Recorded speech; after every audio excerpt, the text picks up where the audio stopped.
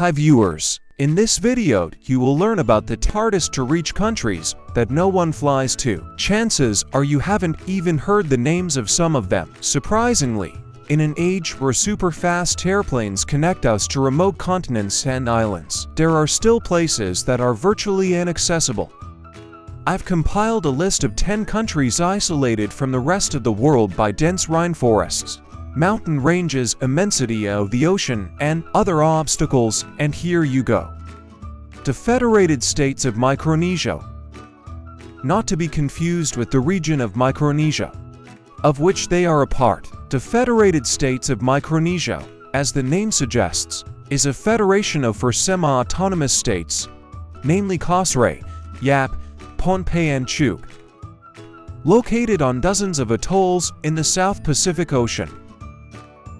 Micronesia has a population of just over 100,000 and an area of barely more than 700 square kilometers. During the Second World War, there was fighting between Japan and the U.S. Army, so more than 50 Japanese and American ships were wrecked off the coast of Micronesia. Today, these shipwrecks serve as a haven for the archipelago's rich marine life. Despite having four international airports, each located in a different state, Micronesia remains one of the least traveled countries in the world, with only 30,000 visitors per year.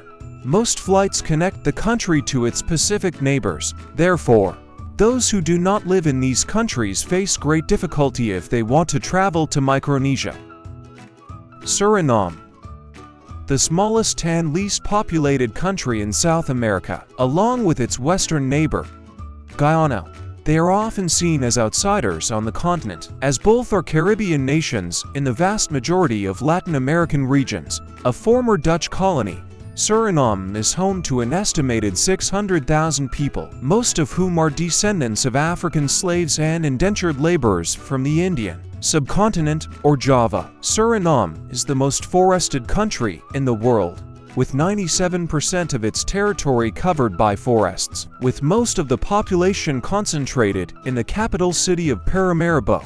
Outside of the cities, there are virtually no roads, and the only way to get south, deep into the dense jungle, is by boat along the country's rivers, which essentially serve as highways. Since the country's borders either coincide with the Amazon riverbed or are inside the inaccessible rainforest, the only way in and out of the country is by airplane. Suriname doesn't get many tourists, minus 217,000 a year, and the vast majority of them are Dutch, as Amsterdam is the only city outside of the Americas with direct flights into the country.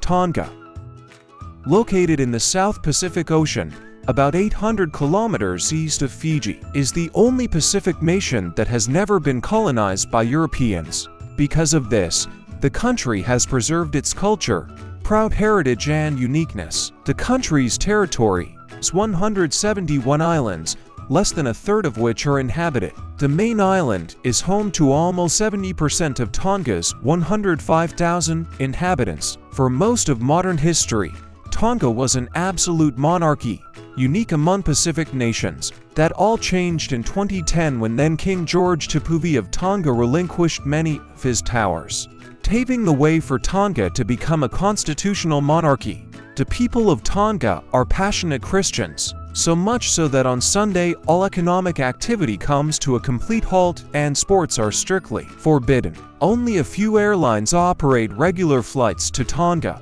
Air New Zealand from Auckland, Fiji Airways from Nadi and Qantas from Sydney. The lack of flights combined with the country's geographical isolation makes Tonga rather inaccessible for tourism, even in the 21st century. East Timor. East Timor, or Timor-Leste, consists of the eastern half of the island of Timor, as well as the exclave of Okusi. Interestingly, the country's name literally means east of east, as Timor is derived from the Malay word meaning east. One of the two Catholic countries in Asia, along with the Philippines, East Timor was colonized by the Portuguese for several centuries.